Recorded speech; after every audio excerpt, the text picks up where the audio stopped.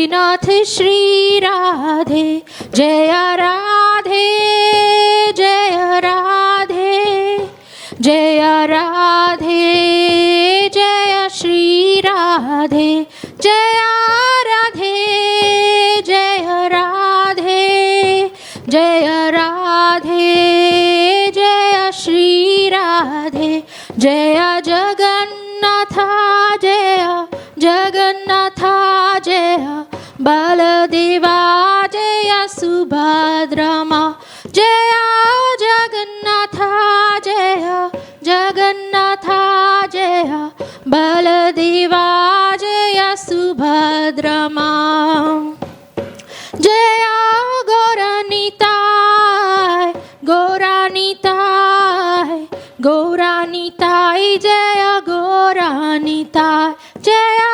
गौरानिताय गौरानिताय गौरानिताय जय गौरानिता प्रभुपा प्रभुपा प्रभुपा जय जय प्रभुपा जय जय प्रभुपा प्रभुपा प्रभुपा जय जय प्रभुपा जय जय गुरुदेव गुरुदेव गुरुदेव जय जय गुरुदेव जय जय गुरुदेव गुरुदेव गुरुदेव जय जय गुरुदेव जय ओम विष्णुपाद परमहंसा परिव्राचार्य अस्तोत्र सत Shri Shrimad His Divine Grace Abhay Charnaravindam Founder Acharya Srila Prabhupada की जय अनंत कोटि वैष्णव वृंद की जय नामाचार्य श्रील हरिदास ठाकुर की जय प्रेम से कहो श्री कृष्ण चैतन्य प्रभु नित्यानंद श्री अद्वैत गदाधर श्रीवासादि गौर भक्त वृंद की जय श्री श्री राधा कृष्ण गोप गोपीनाथ श्याम कुंड राधा कुंड गिरि गोवर्धन की जय वृंदावन धाम की जय मथुरा राम की जय श्री नवदीप धाम की जय श्री जगन्नाथ स्वामी की जय यमुना माई की जय श्रीमती तुलसी देवी की जय सामवेद भक्त वृंद की जय निताई गौर Premanandi All glories to the assembled devotees, all glories to the assembled devotees, all glories to the assembled devotees, all glories to Sri Guru and Gauranga, Srila Prabhupada ki jai, Srila Gurudev ki jai. Good morning everyone, Hare Krishna to you all. Welcome to this morning's class, Srimad Bhagavatam class at Sri Radha Gopinath Temple, ISKCON Sydney, YouTube, and Mayapur TV and Facebook. So this morning we are reading from Srimad Bhagavatam, Canto 2, Chapter 9, Text 25, and the title of this particular chapter is called Answers by Citing the Lord's Version. So, Om Namo Bhagavate Vasudevaya. Om Namo Bhagavate Vasudevaya. Om Namo Bhagavate Vasudevaya. Om Namo Bhagavate Vasudevaya. Om Namo Bhagavate Vasudevaya. Om Namo Bhagavate Vasudevaya. Narayanam Namaskrityam Naram Chaiva Narottamam Devam Saraswatim Vyasam Tato Jayamudire Nasta Prayashu Abhadreshu Nityam Bhagavata Sevaya Bhagavati Uttama Shloke Bhaktir Bhavati Naishtaki Krishnaya Vasudevaya Devaki Nandanaya Cha Nandagopa Kumaraya Govindaya Namo Namaha Brahma Uvacha Bhagavan Sarva Bhutanam Bhagavan sarvabhutanam adhaksyo vasishto guham adhyaksho vasishto guham vedahi apradhiruddhena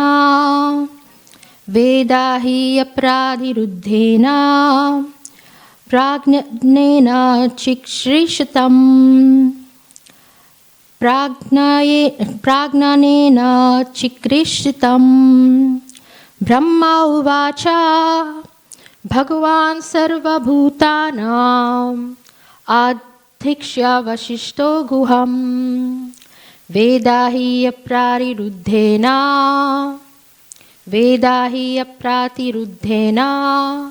prajnanena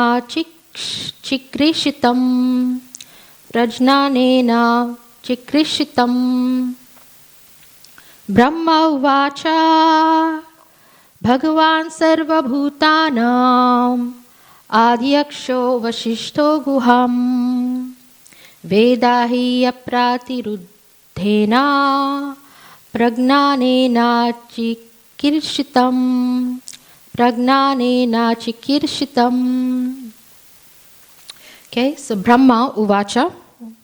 Lord Brahma said, Bhagavan, O my Lord, Sarva Bhutanam, of all living entities, Adiyakshaha, director, Avastitaha, situated, Guham, within the heart, Veda, no, he, certainly, Apratiruddhena, without hindrance, Prajnanena, by superior intelligence. Chikirshitam, endeavors. So the translation and purport by His Divine Grace, A.C. Bhaktivedanta Swami Srila Prabhupada ki jai. Okay, Lord Brahma said, O personality of Godhead, you are situated in every living entity's heart as the supreme director, and therefore you are aware of all endeavors by your superior intelligence without any hindrance whatsoever. Translation again. Lord Brahma said, O personality of Godhead, you are situated in every living entity's heart as the supreme director, and therefore you are aware of all endeavors by your superior intelligence without any hindrance whatsoever. The purport. The Bhagavad Gita confirms that the Lord is situated in everyone's heart as the witness, and as such, He is the supreme director of sanction. Let's repeat that, because I think that is very quite important. The Bhagavad Gita confirms that the Lord is situated in everyone's heart as the witness. So He's in everyone's heart, every single person. And as such, He is the supreme director of sanction. He is the supreme director of sanction, which means He is, sanction means to allow. So He's in everybody's heart and He sanctions activities of that particular person. So, and He's the supreme director of sanction. The director is not the enjoyer of the fruits of action. So the action is actually performed by the living entity in whose heart the Supreme Personality of Godhead resides. The action is done by the person, not Lord Krishna. And he's not the enjoyer of those fruits of action either. For without the Lord's sanction, no one can enjoy. The director is not the enjoyer of the fruits of action, for without the Lord's sanction, no one can enjoy. For example, in a prohibited area, a habituated drunkard puts forward his application to the director of drinking. And the director, considering his case, sanctions only a certain amount of liquor for drinking. Only a certain amount, though, not a lot.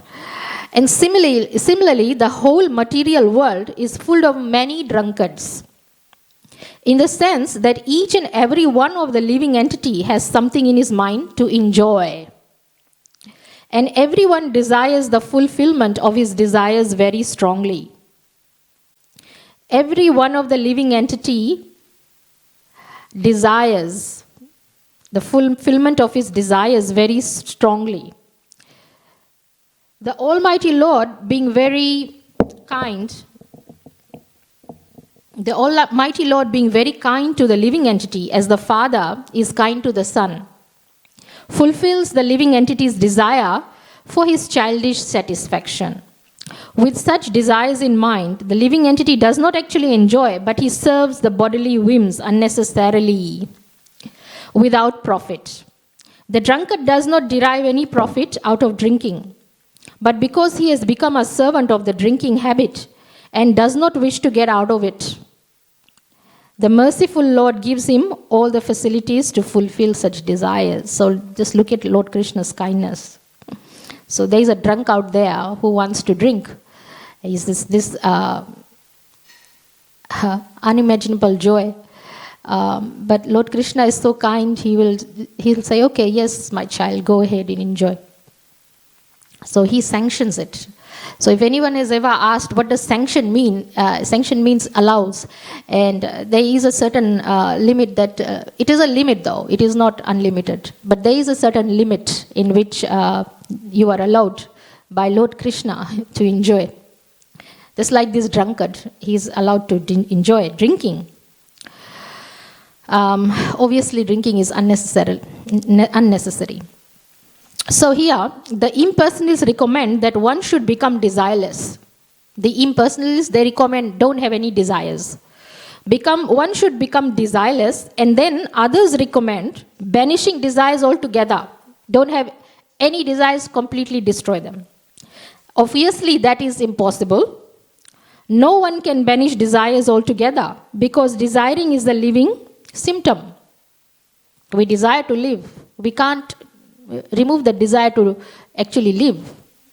We're all breathing because we desire to live. So desires cannot be completely banished.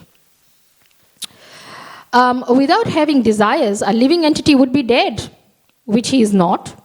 Therefore, living conditions and desires go together. So if you happen to be living, you are desiring.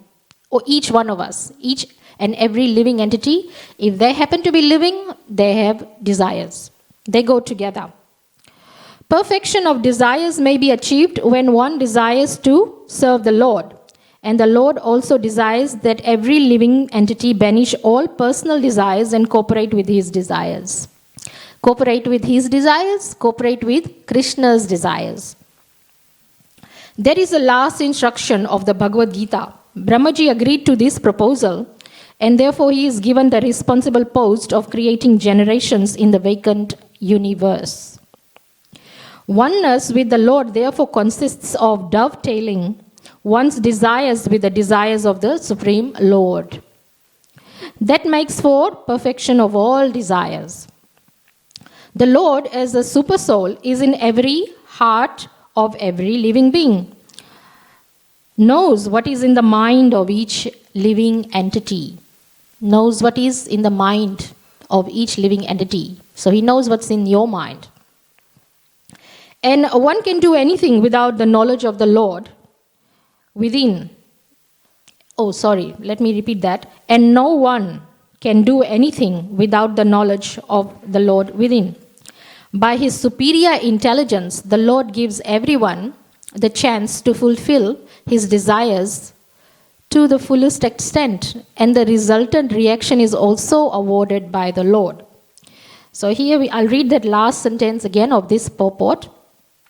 By his superior intelligence, the Lord gives everyone the chance to fulfill his desires to the fullest extent. And the resultant reaction is also awarded by the Lord. So, Om Agyana Timirandasya Gyananjana Shalakaya Chakshurun Militam Yena Tasmai Shri Guruve Namaha Shri Chaitanya Manovistam Stapitam Yena Bhutale Swayam Rupa Kadamayam Dadati Swapadantikam Vandeham Shri Gurum Shri Yutapadakamalam Shri Gurum Vaishnavamscha Shri Rupam Sagrajatam Sahagana Raghunatan Vitam Tam Sajivam Sadvaitam Savadutam Parijana Sahitam Krishna Chaitanya Devam Shri Radha Krishna Padan Sagana Lalita Shri Vishakhan Vitamscha. हे कृष्णा करुणा सिंधु दीन बंधु जगतपते गोपेशा गोपिका कांता राधा कांता नमस्तुते तप्त कंचन गौरंगी राधे वृंदावनीश्वरी वृषभानुसुते देवी प्रणमामि हरिप्रिये वंशकल्पतरुभ्यश्च कृपा सिंधुव एव च पतितनां पावनेभ्यो वैष्णवेभ्यो नमो नमः। जय श्री कृष्ण चैतन्य प्रभु नित्यानंद श्री अद्वैत गदाधारा श्रीवासादि गौर भक्तवृंदा हरे कृष्णा कृष्ण कृष्ण हरे हरे हरे राम राम राम हरे हरे। सो नमो विष्णुपदाय कृष्ण प्रस्थाय भूतले श्रीमते बीर कृष्ण गोस्वामी नीति नामने नमो हंसा निकाशया प्रभुपदा प्रियायते शुद्ध शुद्धि निष्टभेम तस्या वाक्यानुवादिने। So this is quite an interesting shlok. It addresses what we all are going through. Why we are also confused. We are living entities, and we are full of desires. Desires means we want to do this, so we want to experience that or achieve or acquire certain things. And the reason we do that is because it makes us happy. Without achieving or acquiring certain things or certain experiences, we become unhappy. How to address this? Because in this purport, Srila Prabhupada has used this analogy. Analogy means comparison, or comparison and likening it like to this similarity between the two. So he's using an example to illustrate the similarities between the two things. And Srila Prabhupada is comparing drunkards to us, the living entities. What Srila Prabhupada in his purport mentions that we are all like drunkards. Now, in this purport, the translation, Lord Brahma said, "O personality of Godhead, you are situated in every living entity's heart." The opening sentence of the translation is, you are in every living entity's heart. And you are the supreme director. So what that means, like you are a soul and you are residing in a body. Whatever body you have, you might be a human being, or you might be a female, a male, a child, old person, a maturing person. You could be an animal, a bird, an ant, a cockroach, any living entity, a fish. You are residing in that body that you have as a soul. And Krishna, the Supreme Personality of Godhead, resides there with you in your body. He is in the heart of every living entity. And he is the Supreme Director. So he is the big boss. And he is in your heart as the boss. And he is the observer. So, because he's a director, then and therefore you are aware of all endeavors of your superior intelligence without hindrance whatsoever. So he is aware of what's going on and what you are doing and what you need. And he is actually inside your heart. He knows, and your mind. He knows what's in your mind. He knows all your desires. So sometimes we come across this, oh, my prayers have been answered. I've been praying in my heart. And look, today my prayers have been answered. Well, yeah, because Krishna knows. He's in your heart, so he answers your prayers. And there is this example. He sanctions what you need. Basically, he says, okay, you are allowed to do this. So that's sanction. That's what sanction means. It's a very interesting thing, because sometimes you think, how can Krishna sanction this? This is against the regulative principles. So how weird is it that he sanctions it? We'll discuss a little bit later Srila Prabhupada mentions, this is a class by His Holiness Tamal Krishna Goswami Maharaj, where he explains why Krishna sanctions certain things that that would otherwise be questionable. Like there's lots of nasty things going on in the world, and people are doing nasty things, but just small things. Like, for example, well, since we are talking about it, might as well discuss it now. Say the Hare Krishna devotees, they don't take tea or coffee, nicotine. We don't take caffeine. We don't take caffeine. And we don't take garlic and onion. So then it's not sanctioned. So that's the other side of being sanctioned, is not sanctioned. So we don't have that sanction. We can't take garlic and onion because it's unofferable to Krishna. Krishna is displeased with garlic and onion. We cannot offer him in his prasad, in his bhoga. So we don't eat it. What Krishna doesn't eat, we don't eat. So it's not sanctioned. However, there are certain conditions, like say a heart condition, or in India sometimes you get this hepatitis. Waterborne, is it? Or yeah, I think it's waterborne, or food, in the food you can get hepatitis or something. And the kiva, the solution for this is garlic.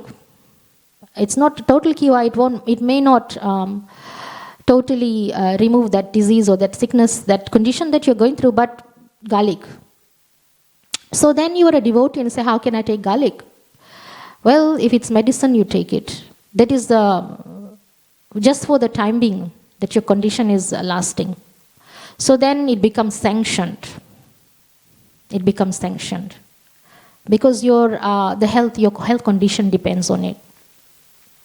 So the living entity also, the state of the living entity, the desires of the living entity depends on certain requirements or certain needs. And so then it's sanctioned by the Lord, who is residing in the heart as super soul. It sanctions it, and so the living entity performs that particular karma or action.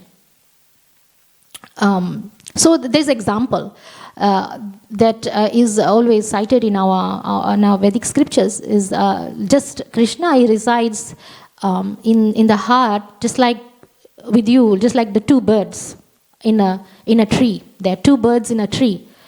The heart is like the nest where the two birds reside. So that's your heart, that's the nest, and the body is the tree. The body is the tree, and the Lord and the entity, living entity, reside side by side in the nest, that is the heart. And what happens is one bird, which is the soul, the living entity soul, he tastes the fruit of that, whatever fruits he's wanting. So whatever desires, he's tasting it, he's eating it. And the other bird, the super soul, the Supreme Personality of Godhead, he observes the bird number one, which is you, tasting the fruit. So he's observing, but he's also waiting. What is he waiting for? He's waiting for the time when when the bird realizes that it's a foolish idea to be tasting this fruit, and he gives it up, and then he realizes that the actual sweetness of is the relationship with the Lord. So what I'm saying is the fruit that the bird is eating, the fruit that every living entity soul is eating, is actually bitter. It can be nice when you start off with it. It's a nice fruit, we're enjoying it, and then it becomes bitter. And then you realize, oh, Krishna, this is very horrible experience. And what I really want is to enjoy the sweetness. And Krishna's waiting for you to come to that realization, because you're foolish that, we want a sweetness of relation, the nectar, relationship with you. So he's waiting for that. While the soul is eating that fruit, the Lord is the supreme enjoyer. He is unaffected by it. He doesn't enjoy it. He's just observing. He is not affected by it at all. And every type of living entity in this world is going through that. And every aspect of nature is connected with Krishna. Every living entity, every aspect of nature is connected with Krishna. Because Krishna, there are three aspects to Krishna. One obviously is beyond this universe, which is the spiritual world, which is where Lord Krishna resides. And that's Bhagwan. That's God. And that's the spiritual world. The other one is, it is the universe. As the universe. That's Krishna too. The whole universe is the Lord of the universe. Lord of the universe is the Virat Roop, which he has revealed in the Bhagavad Gita to Arjuna. The Virat Roop. That's as the universe itself. That's Krishna. And then the third one, the three aspects, the third one is actually within the universe. Within the universe. Within the universe as Paramatma inside every living entity. So,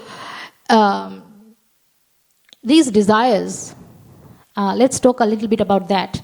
And, actually the whole purport is about desires and how Lord Krishna sanctions those desires. It's a very interesting topic. It is actually something that I've recently was presented with this situation about sanctioning certain desires and why Krishna does that. Because, it's interesting that Krishna would sanction certain, shall we say, enjoyment for that living entity or certain actions. So, Srila Prabhupada actually explains this in this purport as an analogy, is the drunkards. We are just like those drunkards. Why? Well, we examine the symptoms of a drunkard. First of all, he does not know what to do.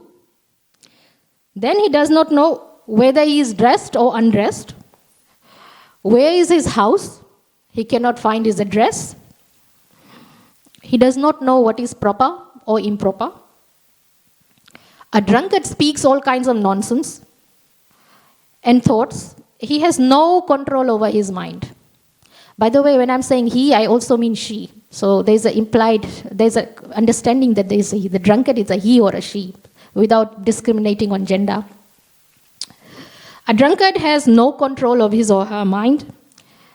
These are all perfect descriptions of the conditioned soul. How? Let's look at that. How is it similar to us? Well, we don't know our home either. Just like a spiritual, a drunkard person, we also don't know our home. We don't know our spiritual home. That's our spiritual home. Our actual home is the spiritual home with Lord Krishna. We don't know.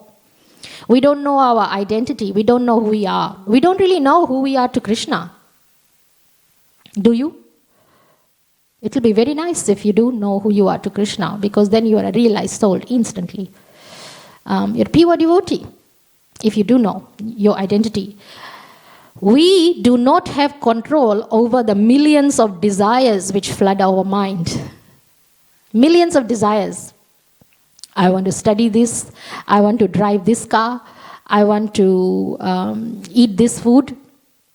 I want to visit this location.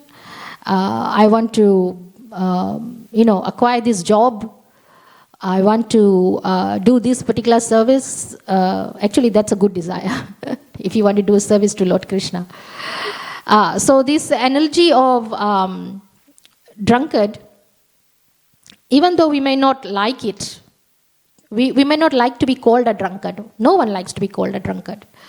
It is actually very apt because it kind of makes us, we don't know. Just like a drunkard, we don't know who we are. We cannot control our desires, our senses, our mind. We are practicing devotees. We are trying. A lot of us are devotees and we are trying. So, we don't really know anything yet. So that's why Prabhupada said we are just like drunkards. So, there were certain places like, where actual drinking, the actual act of drinking is prohibited, like say some places in India, or say in some countries, like on a Sunday, there's a prayer or something like that, and there's no drinking. But these drunkards who are addicted to drinking, they have this alcohol in their blood, and if they don't get alcohol, they get withdrawal symptoms. They can't live, they can't survive. So what happens is they write this application to whoever is managing the drinking area, drinking section, drinking department, and they say, okay, well, you can have X amount of alcohol because you are addicted. So there you go. So that's what Krishna does. Because living entities, they have a propensity to enjoy, and we need to enjoy. The living entity needs to enjoy. So Krishna says, okay, you can enjoy, but he gives a little amount, limited amount. So then you don't really enjoy as much, but you still get some section, a little bit. So why do you get it? To get your fix. Sometimes we need they say it's a chocolate fix. You need chocolate fix sometimes. Or whatever fix, whatever is what you need is a fix. So Krishna sanctions it. So that was my question was answered there. Krishna sanctions certain things to give them a fix, which is really interesting. Why he does it is because you are the father. You're the son or the child of God, and he loves you, so he does it to please you. But there you go. Because each and every one, according to our nature, that's another thing. According to our nature, what we are intoxicated in that way. It's also got something to do with the influence, the mode of material nature we are in. The mode, whether we are mode of passion, mode of ignorance, or mode of goodness. Our desires reflect the mode of nature we are in. Sometimes it is a mixture of those modes of nature. It could be passion, ignorance combined. It could be goodness and passion combined, or there are many combinations. And so you are intoxicated, or you are in a state of desires according to the nature you are in. So Krishna gives to give you a fix. By the way, this thing is in a class in the class of our acharyas. So it's not coming from me, but it's coming from our acharyas and Srila Prabhupada himself in the purport. These desires, let's take a look at this desire where we want to get rich. And in one of his classes, Srila Prabhupada said, Henry Ford, he had a desire to make money. He made a lot of money. He made a lot of money. And everyone wants to do that. So why does the good Lord, Supreme Personality of Godhead, why does he sanction Henry Ford to get so much money and the others not to? Because everybody wants to make the same amount or maybe more than Henry Ford. So what they do is they work just as hard to make that money, just like Henry Ford, but they don't. So why is there a sanction here and why is a sanction there? So the answer to that, Srila Prabhupada said, is fate.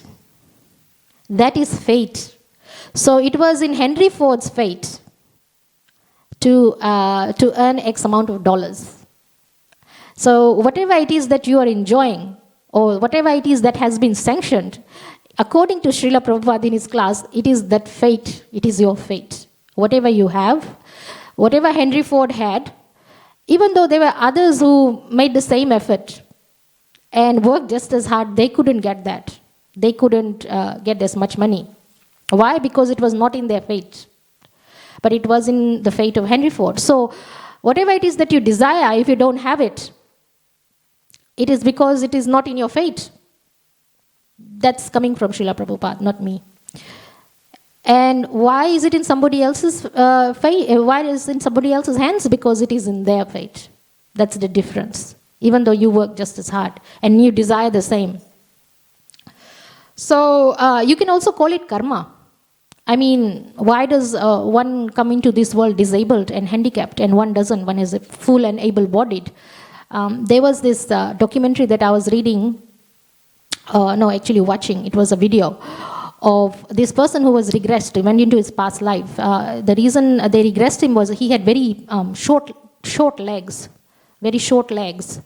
The length of his legs were extremely, like a dwarf, I guess. So short, abnormally.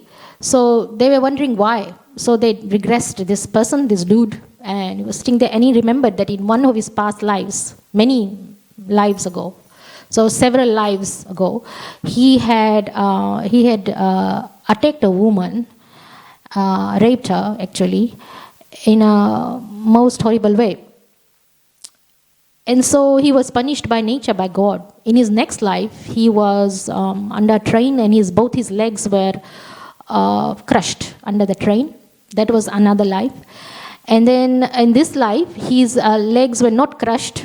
In this current life, his legs were not crushed, but his legs were amazingly short. So he still had disability in walking. This is a documentary that I was watching. I mean, I am interested in this kind of things because I want to be convinced that we are the soul. And these live documentaries where people are regressed, they go into their past lives, it proves that we are the soul. We are taking different bodies. And according to our karma, we get a fate. And we get our share in that fate, whatever it is. I mean, some people are born rich. They're not all disabled. I mean, they be good fruits of the action and bad fruits of the action. So there is some fruit, some desires, and that's called karma. So that's fate, sanctioned by Lord Krishna, obviously. So there was this question, since we are born with a destiny, and this question was put forward by one of the journals. This was in a class with Tamal Krishna Maharaj. It's called Bhakti Vidya Bhavan. And the journal, and they wrote a letter to Srila Prabhupada with questions, and they said, can we change our destiny? Can we change our fate? In other words, if my fate has got a certain sanction there, can I change it? Can I change my destiny? And Srila Prabhupada said, no. There's nothing about destiny that you can change. There's nothing about fate you can change. If it's meant to happen, it will happen. However, there is a little proviso there. However, there is a certain part of your destiny that you can change. You can't change what's in your fate, but there is something there that you can change. What is it that you can change? You can change your spiritual destiny. That is in your hands. By chanting the Hare Krishna Mahamantra, Hare Krishna, Krishna Krishna, Hare Hare, Hare Rama, Rama Rama, Hare Hare, you are chanting the Lord's names, you are chanting to Hari, you are chanting to Krishna, Lord Ram, that you want your destiny to be changed, your spiritual destiny can be changed. Because why? As a super soul, he is residing within you, like, that the two bird examples that we talked about. That bird is just sitting there observing. That Krishna is just observing. He is a neutral party. He is not doing anything, he is not saying anything. As soon as you start chanting the Hare Krishna Mahamantra, as soon as you surrender yourself to Krishna, Krishna will say, okay, I'll stop being neutral. Okay, let's go. He'll say, okay, I am not going to be neutral anymore. I will prepare you to come back to me. So that part of your destiny you can change. You can change and become a devotee. That part is not fixed. However, according to your karma, whatever it is that whatever else material things you are going to get or not get, you can't change that. In other words, the example that Srila Prabhupada gave was Tamal Krishna Maharaj. He said, you are a human being, how many chapatis can you eat? I mean, I would say, how many pizzas can you eat if you like a pizza? How many pizzas can you eat? I don't know, maybe 2, 3. How many rotis, how many chapatis? 6, 7, 8, I don't know what your limit is. But that's about all. If you are an elephant, you can eat a lot more chapatis. Or if you're a cow, you can eat more. But since you are not a cow, you can only eat. So in other words, your propensity to enjoy whatever it is or have whatever is limited according to your body. So you can't go beyond your quota. Everybody is given a quota. So I've been given a quota to live through certain karmas. And I've got to live through that. So we have an allotment. And that allotment is beyond our control. We can't control it. If it's meant to happen, it's meant to happen. And you can't, no matter how many tears you cry, it happens. However, because you are spiritually inclined, because you are chanting the Hare Krishna Mahamantra, because you are under the protection of Krishna, and because Krishna has said, okay, since you are chanting, you are calling out to Krishna, please don't be neutral. Please change my destiny. Because you've done that, then what Krishna does is he reduces the effect. So whatever is meant to happen, he reduces the effect, or he changes it into a spiritual proposition or spiritual experience. So it might be something in service of Lord Krishna. Whatever it is dovetailed. So in the Bhagavad Gita, he actually says, one who surrenders unto me is my friend, and I take care of him. So if you've surrendered yourself, he'll take care of you. And that's actually when Krishna gives up being neutral, the neutral super soul Paramatma in your body, in your heart. So the chanting, that's the whole process of bhakti. And we are actually telling Krishna to stop being neutral. And the lovely example that we come across in the Mahabharata is the one example is given to Arjuna and Duryodhana. Krishna gives a choice. I mean, that's what I do too. If I am faced with a dilemma, I give that person a choice. You either do this or you do that. And that's what Krishna does too. I mean, this is an intelligent way of handling a situation. You give the person a choice, or you give yourself a choice. Choose this or you choose that. Choose to chant Hare Krishna or choose not to chant Hare Krishna. So, Lord Krishna gives Arjuna and Duryodhana a choice, because both of them went to Lord Krishna for help to fight in the battle in Kurukshetra. They asked Krishna for help. And Krishna said, okay, I'll give you a choice. On one hand, it's just me without any weapons, and I will not lift any weapons on my hands to fight. Just me, by myself, neutral. And on the other hand, it's all my army and my weapons and all my material energy. So you choose. So he throws out that choice to both Arjuna and Duryodhana. So what does a non-devotee do? A non-devotee chooses material life. A non-devotee chooses material energies. And that's what Duryodhana did. He chose his army, the weapons, the strength, the material energy. Duryodhana immediately chose, that was his choice. And Arjuna, what was his choice? He said to Lord Krishna, I'm your devotee, I choose you. And if you are there, I can win any battle. I'm satisfied. I will fight. So that was Arjuna. So that's the choice. So, and we know that outcome of the battle, by the way. I mean, it's nice to know the outcome, how everything ends. It's very nice to know that. If Krishna gives you you are a devotee, you have certain mystic powers, you kind of end up knowing how something is going to end, obviously. It'll be nice. Anyway, we know how the battle ended with Arjuna and Duryodhana. Who won? Arjuna won. Because he chose Krishna. So that was the choice. So in life also, what do you choose? Do you choose to,